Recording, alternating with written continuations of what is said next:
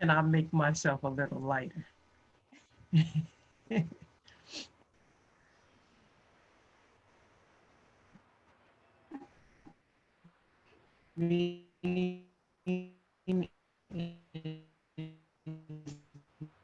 Now streaming live on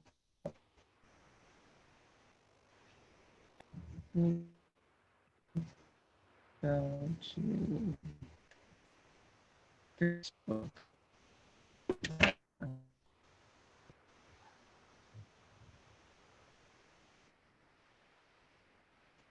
Okay. Media, Facebook.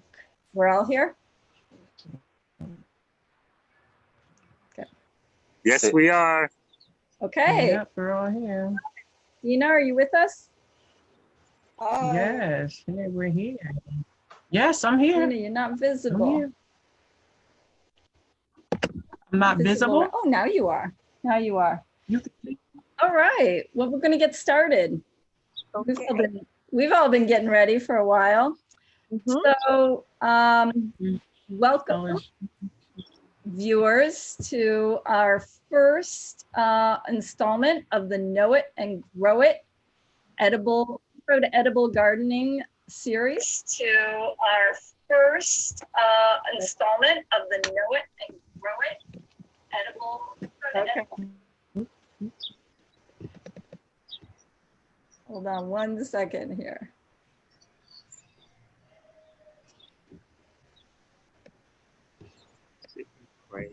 Okay, so we're good. So I'm here today.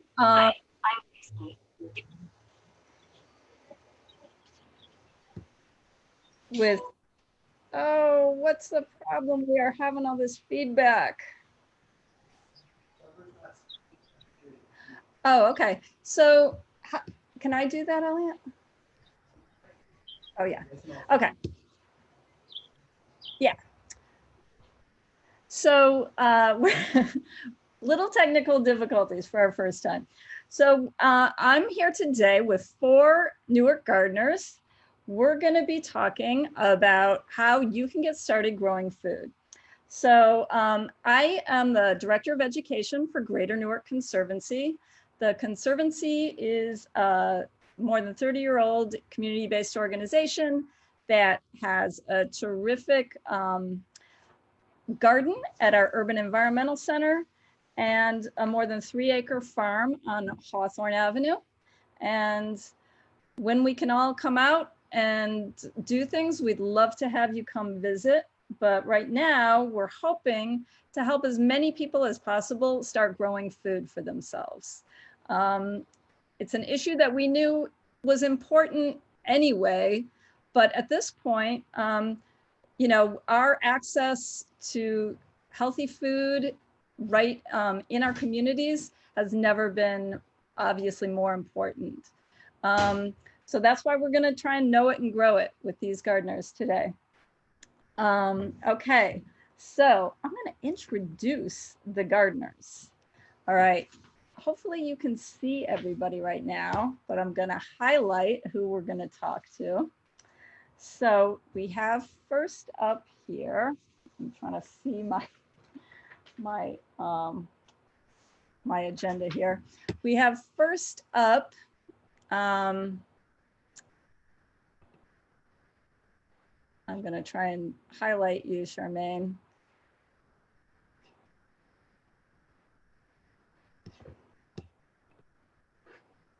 Hi. So Charmaine is from Giving OneTenth Garden, and she's going to tell us a little bit more about her garden in just a minute. And then we're going to hear from Dina, and Dina Corbin is from Natural Ground One, and she's going to tell you more about what Natural Ground One does and her whole experience. And then we have over here together, let's see, we have Keven Porter here, and Akoth. Akoth, say your last name. I'm not sure how to pronounce it. Aambugo. Aambugo. Akoth Aambugo. There we go. And, all right. So Keven is from Rabbit Hole Farm, and Akoth's garden is called, I need my tip sheet. I don't have it right here. Wait, don't tell me. Oasis Village. Green Oasis Village. That's right. So these four gardeners are going to tell you a little bit more about each of their gardens. I'm going to highlight them so they can speak. So we're going to start with you, Charmaine, okay? Hi, everyone. My name is Charmaine LaFortune. I'm the founder of the Giving OneTenth Community Garden in Newark, New Jersey. The garden is located at 715-717 South 20th Street. My vision of creating this garden happened about 15 years ago when I moved to the city of Newark, because there was a shortage of organic food within the neighborhood because we didn't have a lot of grocery stores. We now have ShopRite and Whole Foods in our neighborhood, so we have accessibility to getting organic food. Our garden focuses on having food that is locally grown, that is accessible to the neighbors in the community. We focus on the diverse culture of the neighborhood. We grow food like eggplant, bitter melon, tomatoes, lots of herbs. And we also have a green space that we have community events where we host cooking demonstrations. Also, we do yoga and meditation sessions during the growing garden year. And our community needs to have healthier food. And because we had a challenge of, for me, I had a challenge sourcing the food because either it was priced exorbitantly or it was not accessible. You had to go to a different town to actually get organic food. So by having this garden, we focus on making people aware that, you know, the health benefits of being in an urban community and also being of African descent, of the foods that we eat. And I am grateful for the Greater Newark Conservancy for giving us the opportunity to be featured on this series. And thank you. Thank you. I'm just showing some pictures. It took me a minute to get them up, but I said that I thought that your garden looks like, I mean, maybe, you know, I should say some higher compliment, but I was like, it looks like a Martha Stewart garden. It's so, thank you. I'm sure I could come up with a higher level compliment than that, but that was my first thought. It's and I said it's a lot neater than my messy garden. But it's a lot of love that goes in. We have great volunteers, and my garden partner, Carol, she really helps out a great deal with getting the garden situated, especially with COVID happening right now. We really need to focus on, you know, growing our food and making sure our food is safe and, you know, having accessibility to healthy food. So most of our produce is donated to the community. We're funded from, we do barbecues in order to fund our garden. We were successful last year, this year, with winning the Whole Cities grant. That helped us a lot to implement some of the programs that would have taken us longer to implement if we hadn't received that funding, and we're thankful for that. And we look forward to serving our community. Uh-oh, terrific. Okay, so I just saw I have a, sorry, need to check in with Akoth. Yeah, I'm gonna have Akoth go next because they're having some battery issues. Okay, so we're gonna go over to Akoth and then we'll come back to you. Okay, Dina. And Hello, so my name is Akoth and I'm here at Green Oasis Village. I found out about Green Oasis Village at the time. It was called Tim Williams Community Garden, and I was looking for a garden for a very long time. So when I came across it, it was already established with a few beds, and we revived it. So last year was the first year we worked at it. We had 6 beds, and this year we expanded it to the whole garden. We are there right now, and you may see it later. The reason why I decided to work on this garden is because we need to have access to free and fresh food, fresh produce for the people. And also, as a Kenyan, I was craving some foods from home that I wasn't able to get to the supermarket.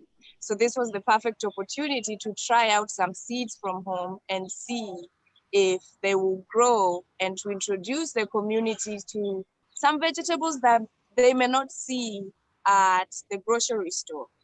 And as a result, the community has just grown and gathered. And this year, it looks completely different from what it was last year. And we are continuing to go. Yeah. Terrific. Keven, why don't you just jump in right now, and then Okay. we'll go to Dina, and then we'll, hopefully your battery won't die. Hopefully it'll be like We're saying a prayer. Yeah. I'm Keven Porter from Rabbit Hole Farm, Newark, and my better half is not here. That's Arelis Hernandez. So we started Rabbit Hole Farm, Newark in 2013, 7 years ago. And our vision has changed and morphed so many times. But basically, right now we're a healing garden, a healing space for people and organizations to come and give workshops. We have sweat lodges there, and we have herbal classes there, how to make herbs, and people actually buy herbs from us now. Starting out was tough. We were part of Newark Adopt a Lot program. There were 2 empty lots, vacant lots across from my house that were sites for crime and all kinds of mischief in the neighborhood. But by taking that lot over and turn into a green space, it eliminated that element of crime in that spot and around the neighborhood. And the neighbors have actually thanked me for putting that there. It cut down on vandalism on their properties and mischief being done in their personal property area. So. Uh-oh. Did your battery die? A couple of medicinal vegetables like bitter melon, low-key squash. And our philosophy is let food be thy medicine and medicine be thy food. That's how we live our lives. And when we do the farmers markets, which we do the East Orange, New Jersey farmers markets, we do the North Beth Israel farmers market and the Lincoln Park farmers markets, and we'll be doing more farmers markets. But we find ourselves not just selling, we do sell our produce, but we do more education than anything, because we realize in this community, you can grow a lot of stuff that's healthy, but if people don't understand the value of this, then they're not going to eat it. They're going to say, why? And I'll say, well, why bitter melon? Well, it's a blood glucose normalizer. If you have diabetes, you really want this. If you have liver issues, you really want this. It's cooling for the liver. It helps cleanse the blood. So it's more of an educational. And the second thing is just eating. And we do sell to make the produce. Absolutely. So I'm seeing, I want to say people are putting questions into Facebook comments, which is excellent. We're going to take more questions at the end. I want to just ask a couple of them right now, though, so that we make sure we don't forget them, because I'm not sure. This is from Monique, and I'm not sure if she was asking for you, Keven, or maybe different people may know. She was asking about when you do yoga and cooking class, or yoga and cooking classes. Is that for Rabbit? Yoga and cooking class, kind of like at this point sporadic. If an organization says, okay, we want to come to yoga, we set it up. I am a yoga instructor. My wife's a yoga instructor. Cooking classes, we usually know chefs, Chef Nico and other chefs in the community that can come on site and they put together a program. Again, You could consider our place as like a hall for hire, but we don't charge. You come there, you have a program, you tell us what you need, and we help pull it together for you. Cool. You know, and we make sure you have everything you need, be it yoga instructor, be it health instructor, be it herbalist, be it anything, chairs, everything, we get it to you. If you need food, we get it there. That's right. So I think actually, I think Charmaine, do you have yoga at your garden too? Because I think somebody asked while you were speaking. Yes, we do yoga. Last year we had yoga from July until October at the garden. It was like every Sunday morning for about 9 weeks. And it was really successful. Our yoga teacher was really dynamic because she practiced yoga also professionally. So she came in and she volunteered the services to us. We do cooking demos. We use the produce that we grow and we demonstrate how to cook the food. So it's easier for people to understand the type of food that we grow and how it, as Keven says, help your body in regards to diabetes, high blood pressure, you know, the herbs we use for tea, the mint, you know, the lemon balm. So there's more questions popping up, but I want to make sure we get to Dina. So people who are asking questions, I'm gonna try and read them off. But let's go to Dina, and then we'll go on, and then we'll get to your questions.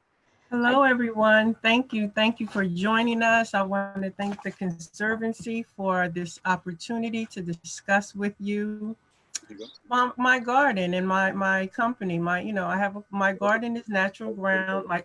My garden is Grow a Garden, Grow Yourself, which is underneath of the umbrella of Natural Ground One.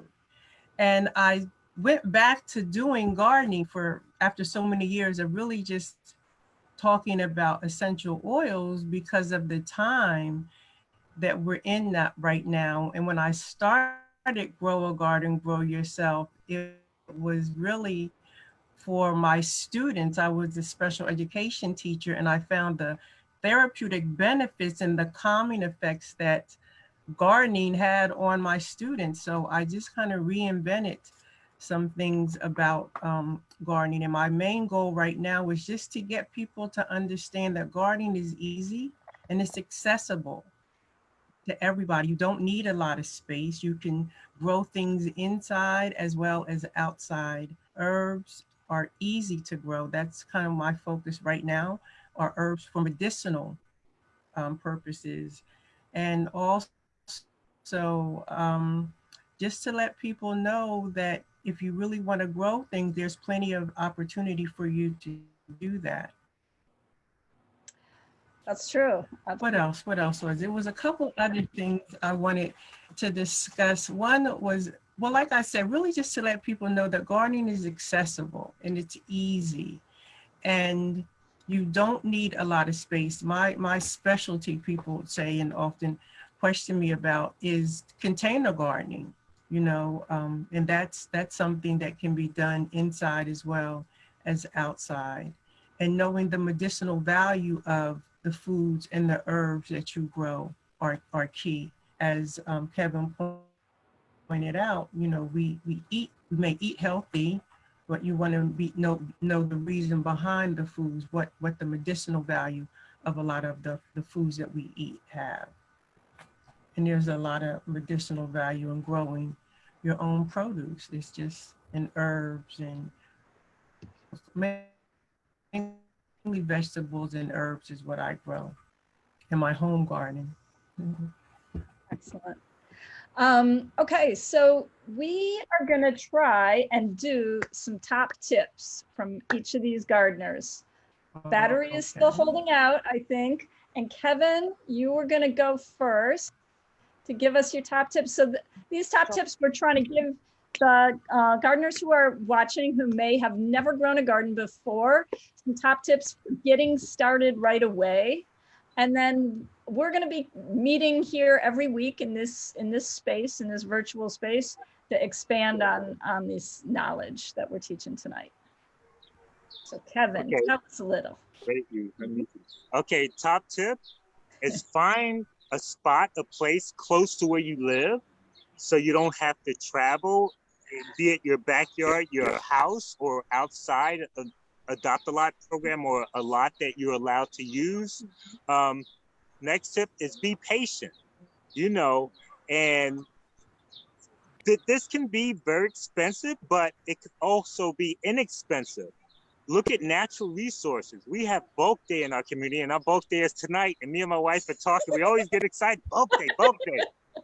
There's so much stuff, wood, tree parts, leaf bags that you can get for free. YouTube this stuff, how to create stuff out of stuff for free. It's there because you don't want it to come out of your pocket when it doesn't have to. This is a lifestyle. You know, not only can you do the garden inexpensively, you can also live minimally too. So it's about that. That was my second tip. And third tip, you're going to kill a lot of stuff. Don't worry about that. Plenty of seeds. It's climate change. Take a chance. It's a seed. You can buy a pack of seeds. You get a lot of seeds in there. You know, give it a shot. For instance, the last frost date was the 15th of April, but a week or two after that, everything froze. So, you know, climate change, take a chance. That's what it's about, you know? Very good, very good. So let's see, who is going to go next with our top tips here? I need to look at my schedule. I can go since I'm right here with Kevin. Okay, why don't you go, and then we'll go to Charmaine next. Okay, so for a baby gardener like me, the greatest tip is find somebody close to you who is doing it. You learn a lot, and then get some help. You know, get some help, and there are a lot of people who want to learn as well. So grow together, learn together. It helps you eliminate a lot of mistakes, and start small. Start anywhere, and the closer you are to home, the better, because you can access your place as often as possible. And the last tip is grow things that you love to eat. Grow things that you enjoy eating. That's it for me. Excellent, excellent. Okay, Charmaine. Well, my tip is start planting your garden sooner than later, because especially if you're planting seeds, you're growing your own seeds, you're seedling some seeds, it's better to plant it earlier.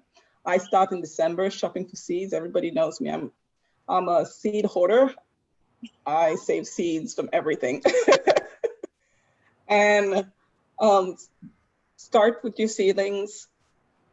Also, as Akoth said, plant what you want to eat, because a lot of people assume that I will like it, and sometimes you don't. So, and don't try to plant too many things at the same time, because you get overwhelmed. And it's better to focus on a few vegetables at the beginning, and then, you know, branch out for more, and just have fun. Gardening is fun. It should be. Charmaine, do you want to give us a couple of your tips about using raised beds to grow in? Sure. And then we'll go back to that at another session, but give us your. So in the garden the God Garden, we use primarily raised beds because, first of all, the challenge was the soil condition in the city of Newark. We were concerned about the quality of the soil, and it was safer to construct the beds and install them in the garden space. And we also purchased soil, high compost soil, and incorporated it in the beds. So it's important that when you build your beds, that it's not too large, that you can reach across the bed. So accessibility in planting is about the size of the bed, your soil that you incorporate in the bed, and also to eliminate weeds from getting in the soil. So in our garden, the first thing that we did was lay wood chips down, and wood chips are delivered free from any tree service provider. You just tell them your address and they will give you truckloads of free wood chips. Then you have to tell them to stop, right? Yes. So usually I put the cardboard down and, you know, then put the boxes, and then I fill in some wood chips, and then I will add the soil. The soil is composed of topsoil, vermiculite, manure, which is most important, because we grow everything organically, and also to reduce the beds from drying out, because they dry out faster because of being in such a narrow space, and the heat on the lumber actually dries out the bed quicker. We usually mulch it by using leaf mulch to keep the hydration on the plants. That's basically Good tips. what we do. I think because you mentioned being a seed hoarder, Jackie asked, how long can you keep seeds? And I think that kind of depends, right? It depends. I used to keep my seeds in the fridge, but then I have now 2 storage bins of seeds. So I keep them in my basement, and some seeds are viable and some are not. I mean, if you know that your seeds are longer, like you had it for 4 years probably, and because as a hoarder, you have a lot usually, you just plant more than you need, and if it germinates, then you're good. For me this year, I planted much more than we needed, so we have a lot of seedlings to share, and our garden is full with bok choy. Between the bok choy, the Swiss chard, the okras, we have a lot of those in our garden this year. Since we're talking about that, I am looking, okay, I'm gonna come back to this, but we have, oh, I'm gonna find it here. The Conservancy has a lot of seeds. We get seeds donated to us every year. I'm copying this link so that I can put it in the Facebook, chat, Facebook comments for everybody to see. So that's our seed share request form, and we get seeds donated to us every year. But this year, actually, there's a really cool grassroots organization that has started called Cooperative Gardens Commission.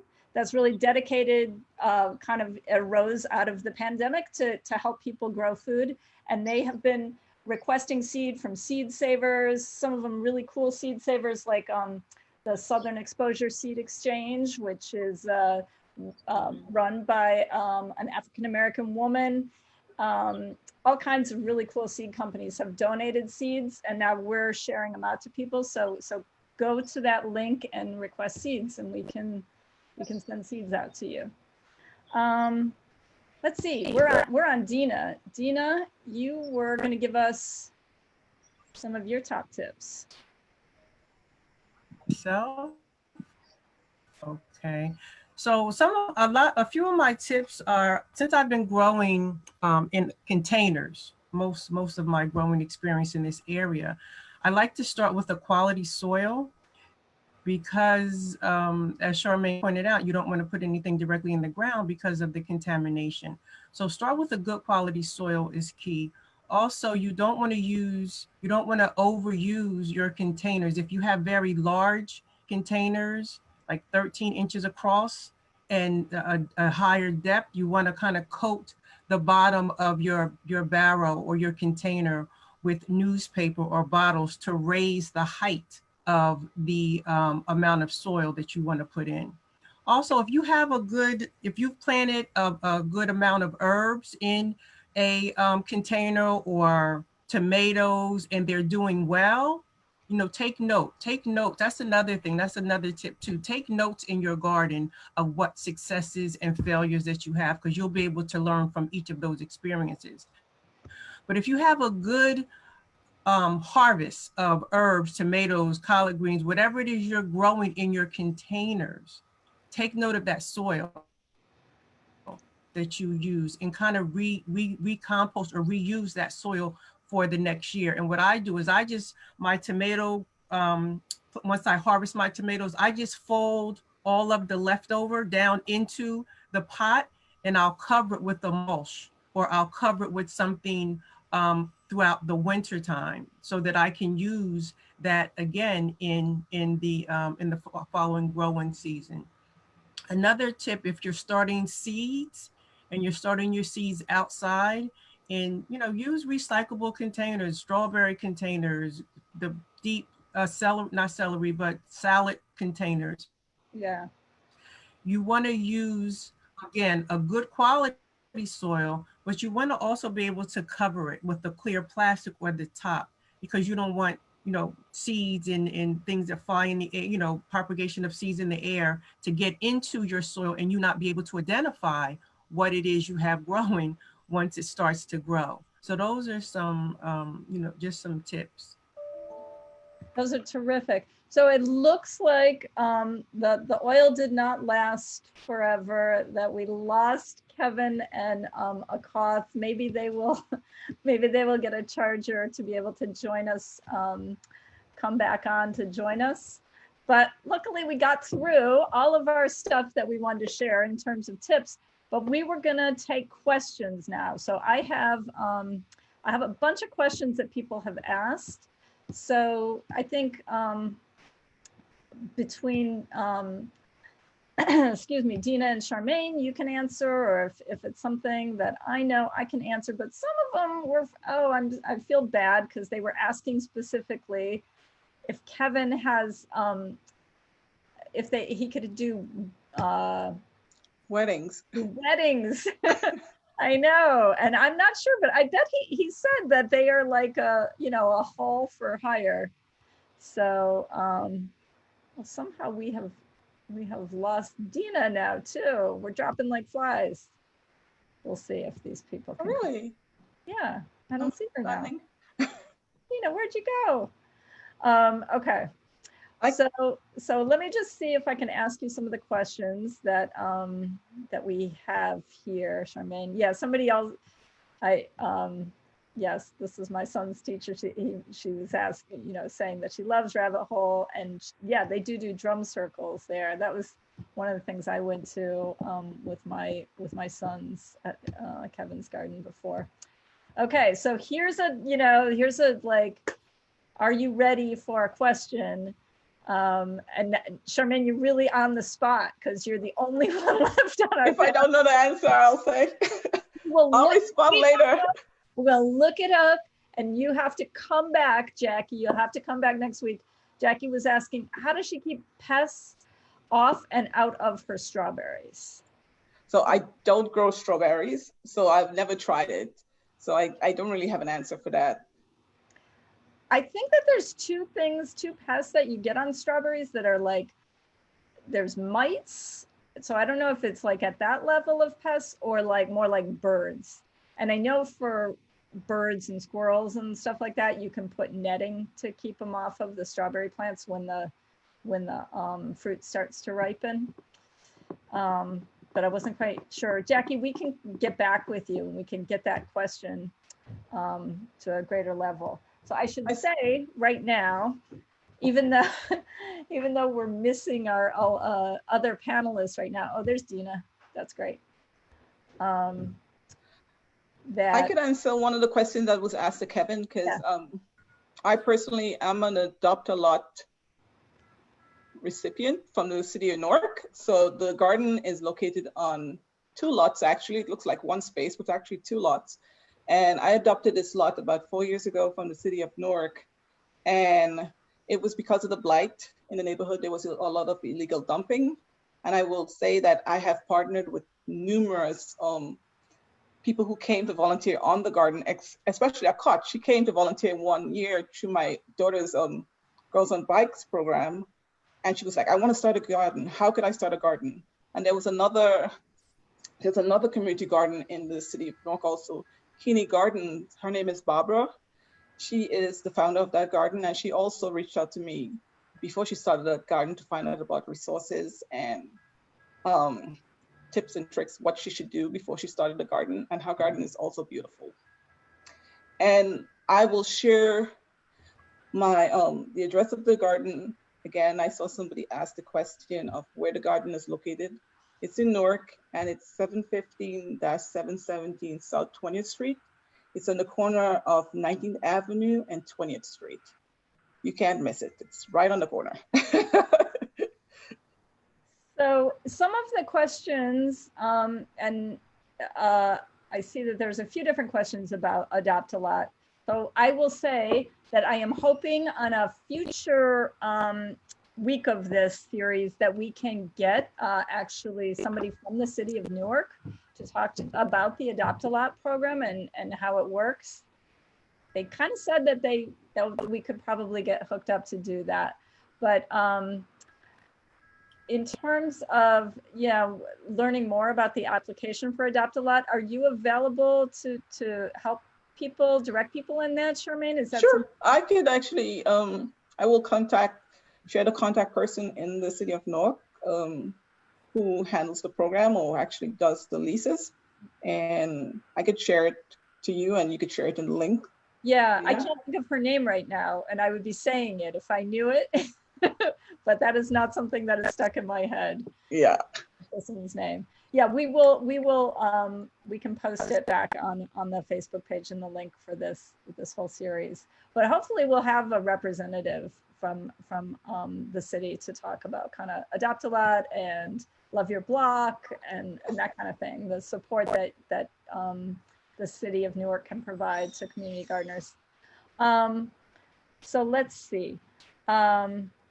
Monique Simpson, she's asking, as a beginner, how do you start? So I think that hopefully what we're providing tonight is a little bit of ideas about how to start, but we're really gonna try and in subsequent weeks break down how you can lay out a garden, different ways to do it, soils, plants, step by step, each thing. Is there anything you want to add to that, Dina or Charmaine? I was going to say, I know for me, starting a garden, especially like within a classroom setting, things that grow easily were the herbs, like any type of herb, especially if you have a sunny windowsill location, and tomatoes of any size, cherry tomatoes, the larger tomatoes, brisk growing tomatoes, herbs, tomatoes, and collard greens are very easy to grow. So, just to start there, and then try some seeds, different like tomato seeds or collard green seeds. Start there is a good place, and always have a quality soil. Yeah, those are great suggestions. Let's see, I want to make sure I'm kind of skipping around for these. Let's see, we talked about rabbit hole and whether or not they do weddings. Charmaine, somebody was asking about what you use for organic growing. I think kind of your soil composition. You want to say a little bit about that? Sure. We use topsoil, vermiculite, manure, compost that we used to compost in the bed, but then I read an article that once you compost in the bed and you plant the vegetables, the breaking down of the compost actually pulled the nutrients from the plant. And this is what I learned last year. So now we're actually composting in the compost bin that we have, and we add compost to the bed. And also I use this fish fertilizer that I recently got from Walmart. It's really good. It's completely organic. And I just add it to the water that we wet the beds with, and it does phenomenal. So I don't use any genetically modified fertilizers in the bed. So, and we also use eggshells. I use eggshells. I save all my eggshells from making eggs. I saw your picture of all the eggshells that have been saved forever. And then blend it up, pulsate it, and then we spread it in the beds, and that's add calcium naturally. And we also use Epsom salt for potassium within the beds during the growing season. So that's basically the main practices that I use. There is a question here that I think I have a feeling Dina will want to talk about maybe on we're actually planning to talk about some of these issues on a later session, but Dina, if you could, Jackie asks, for people with disabilities that even pots or raised beds are very low, are there other suggestions for getting things higher up so that people with disabilities have ability to access more? Well, there's different heights, and when I talked about that, there are different height requirements for raised beds. There's also, you know, just when you have you can in a wheelchair, but mostly it's height requirements if you're in a wheelchair. If you have that you can get or have designed so that you will be able to you know, participate in gardening. Also, there's adaptation in tools like, you know, the shovels and the shears and things. It's just a matter of, you know, locating where you can get those things from.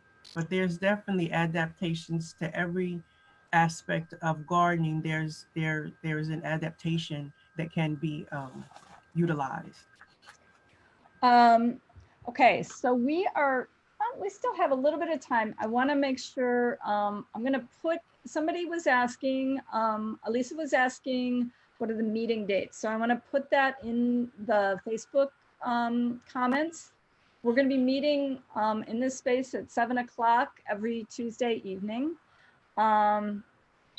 So that, and it's going forward for as long as people are interested and as long as there's more stuff to teach. But Elisa was also asking about tips on making your own compost. Would either of you want to field that question? I know for me, I was gifted a compost, and I'm not really liking it that much because it's confined. There's no airspace. It just has a little vent space at the top, and then it has this filter inside of it that keeps the smell down. But it really, if you're doing a true compost, you really shouldn't have a foul smell to your compost. I like a compost that just is just spacious. You know, you can take it out, it's outside, you have an area where, of course, it's not accessible to squirrels and other vermin that's out there. But a good container, a good compost, you can take, we use the big bins that you can get to, you know, you can put your clothes and things in, and we put holes in them, and then we put a screen inside so that the animals couldn't get inside. And we just use that. That was the best compost that I've had. The one that I'm using now is just the material that I put in, it breaks down too quickly, and it becomes, instead of like a good soil or good consistency, it just becomes like mulch, like liquid. And that's not, so that tells me that it's not getting enough air. It's not getting enough air. So I'm gonna go back to going to Home Depot, getting a bin, cutting some holes all around. I don't put holes in the bottom, just around the sides, and putting a screen material in the inside and a lid on the top, and use my compost, and always be able to irrigate it, to turn it over, to mix it so that it gets air. That's great. That's really helpful. Let's see. We have a question from Sabrina. She says, I planted seeds in rows, but 1.5 rows grew. Should I replant more seeds in the empty spots or wait about 3 weeks or more to see if they are just delayed in sprouting? Sabrina, if you could tell us what your seeds are, that would... Most things don't. That's what I was saying. What did you see? There's what did you plant? Very few. I guess carrots can take about that long. Parsley can take a long time to sprout. Yeah. Most things you would expect within 7 to 10 days. So I would stick more seeds in. But if you tell us specifically, we might be able to give you a better. What did she say? Yeah, I don't know. Sabrina, how do you feel? Well, let's see. This is a different question from Sabrina. Oh, she's saying basil and collards. Yeah, basil and collards. What did you say? Should have come up by now, right? Mm-hmm. Yep. Yeah. Oh, look, there's Keven and Akoth. Here, let's bring them back on. Let's see, are you guys on? No. Akoth and Keven, yes. There. Oh my gosh, you got power again. Yes. We're having to field these questions all on our own without your help. You got it. So there was one specific question for you, Keven, though. somebody wanted to know, somebody with love in their heart wanted to know if if you have weddings at Rabbit Hole. If we have what? Do you host weddings at Rabbit Hole Farm? We're open to hosting weddings, yes. Matter of fact, the week coming up, we're hosting something like a baby shower, but it's not for the baby, it's a mother's shower, you know, and it's a space where she's gonna step into this new life as a mother, you know, and it's in honor of the mother. Yes, we do. We will. Yep. All right. So contact Keven at Rabbit Hole Farm. So we have shared in the original post for this links for all of these gardeners. So if you want to get a hold of them, I should say this right now before I forget that the point of this series is really to allow us to shine the light on the great work that all of these gardeners are doing in Newark. So please support them. You can definitely go to their websites and or to their Facebook pages and find out about the work they're doing. I'm sure that they're happy for any kind of support any kind of support that you're able to offer. We still have a few more minutes. You guys can we field a few more questions? Yeah. You're up. I know. Okay. Sarah, in the question that you sent us that came from the seeds that you give out, there were quite a few questions in there about how to get rid of pests naturally as opposed to using exactly chemical just asked about using, right? Yes, Sabrina just asked about using soap suds. So yeah, you want to talk about that? Well, I don't know about soap suds. I've never used soap suds, but if it works, use it. Keep using it. But I know one of the things is ash from cookouts. That really gets rid of pests. Animals don't like it, so that's a natural repellent. Is just barbecue ash. Another thing to use is essential oil sprays, citronella, peppermint, lavender, rosemary, thyme, basil. Those, not necessarily all together, but each of them has their own pest repellent kind of, so to speak. But the main about 4 or 5 are the peppermint. That gets rid of the rodents. Peppermint, citronella, rosemary, and lavender. Lavender, rosemary, peppermint, citronella, rosemary, and lavender are kind of like the mainstay. And then also citrus oils are good. And cayenne pepper is another thing that deters animals. They don't like the smell of it. You say, oh, you're gonna hurt the animals with cayenne pepper. If they get in it, they get in it. But their keen sense of smell will prevent them from going into your garden. Like I'm fighting with a squirrel right now and I'm going to win because he's just not going to be, he just can't be in my garden. So I'm going to, and then when you have those successes, like I said, anything that you do in your garden, when you have those successes, write it down so you can, use it and share it again. Has anybody, Keven, Akoth, Charmaine, have any of you tried using soap spray as a? Yeah, we tried soap for the aphids, just like Bronner's natural soap, and we mix it with water diluted, and then we use a squirt bottle. Only thing with that is every time it rains, you have to do it again. Exactly. Yeah. But when you have those things like pests and things like that, just telling you that the garden is out of balance, something's missing. Like for instance, we had a cat and we got used to the cat. The cat would stay in there and it would take care of all the rodents and keep the birds and the squirrels at bay. The squirrels would still get in there now and then, but it was on the minimal. Somebody took the cat and found it a home. The birds are in there digging up the seeds. The pigeons are in there. The squirrels are in there. So now we're looking for a cat to bring the balance back. Like one little thing in our garden, the cat works for us. And then we see a lot of ladybugs. Some you can buy them, but if you plant flowers that attract ladybugs, then the aphids are the food for the ladybugs. Again, it's a Exactly. balance. Yep. You know. It's definitely a balance. Yeah, So I noticed myself, I just harvested chamomile last night, and I brought the chamomile flowers in and I laid them out to dry. And then I went this morning and there were all these ladybug larvae that must be a flower that attracts ladybugs. So I had to move the larva back outside. So I don't really want that in my tea, and I want them in the garden. Yeah.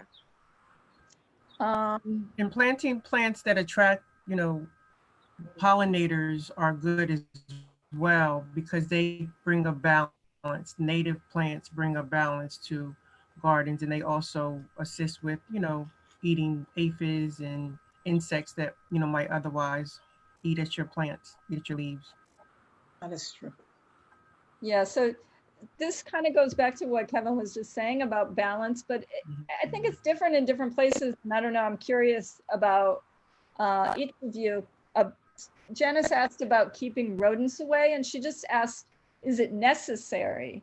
Like, have you, each of you found much challenges with those kind of furry pests in the garden? Like rodents? No, Stop. we haven't. Not No. anymore. Not a lot. Yes. No. We have cats too, stray cats. So You have stray that problem was solved. Yeah. Cats are good. There's a cat here too. Yeah. Cats tend to work and just feed them and that's it. Yeah, if you feed them, they don't eat your food, right? They don't eat what you're growing. Well, we had some catnip and they love it and they battle over it and then they just crush it because they just lay on it and do their thing, you know. But yeah, catnip is good. Just put a little fence around it. Jackie was just asking about putting the ash, using ash.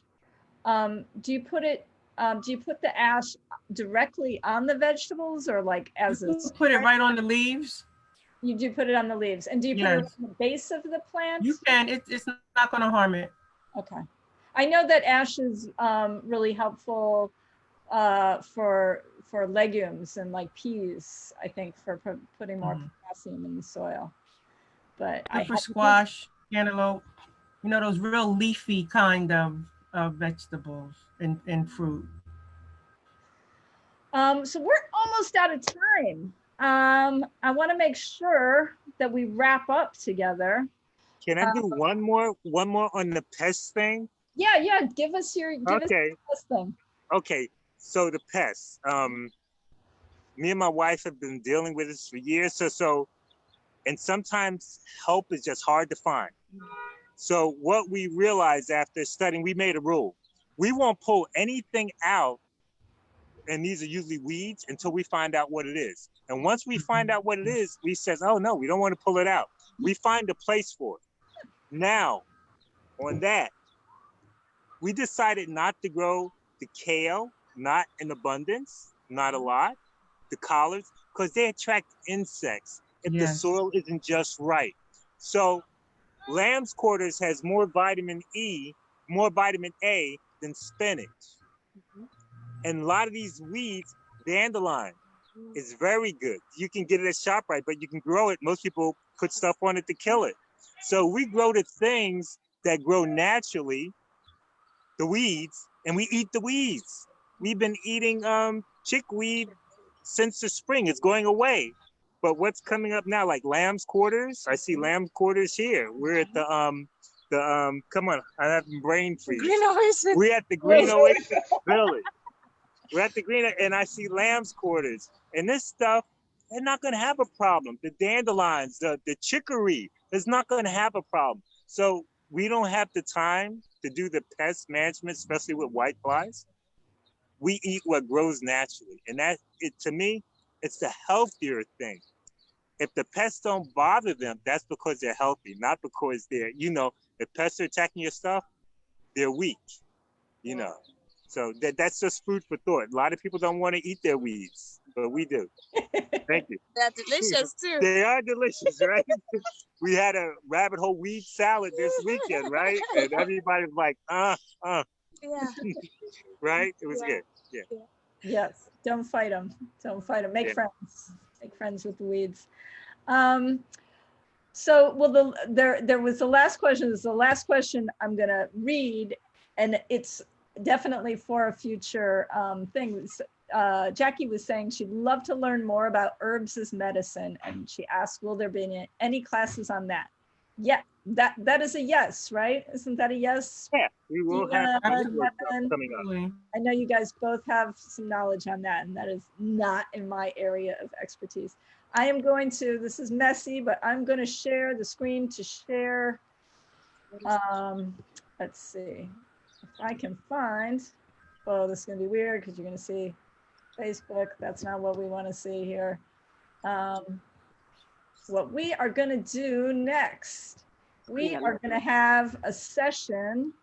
We didn't really get to this time, so I think we'll probably do it next time, where we'll talk about different kind of growing situations. So we did talk a little bit about using containers. Dina talked a little bit about that. We talked a little bit about raised beds. Akoth, we're still look to you, not right now, but we'll come back to using cardboard and growing on top, like growing lasagna beds. Yeah. And we'll talk a little bit more about, you know, kind of indoor gardening, because I know a lot of people are asking about that. So that's probably going to be in our next session, those kinds of things. And we're going to talk about growing from seed versus planting transplants. So I know people are still planting seeds. You can still plant seeds. You definitely can still plant seeds, especially large seeded stuff is sort of my rule of thumb. By the time we get this late, like anything that's big, you know, as big as your thumbnail, like a pumpkin seed or a squash seed or, you know, cucumber seed, those, it's perfect time to plant those. So we'll talk more about that and probably in our next session. We'll talk a little bit about when to plant. So we've already gone through all of the cool season stuff, but guess what? We have another cool season coming up in the fall. So I think we'll do a little fall preview of things that you could plant for growing in the fall and how to extend your growing time in like later and later into the fall. And then 2 weeks from now, in our third session, we'll talk about soil. We'll learn all about what is soil, how compost is an important amendment to soil, and a little bit about the minerals in soil and how fertilizer works with that. We'll try and cover soil tests, which I think are often confusing to people.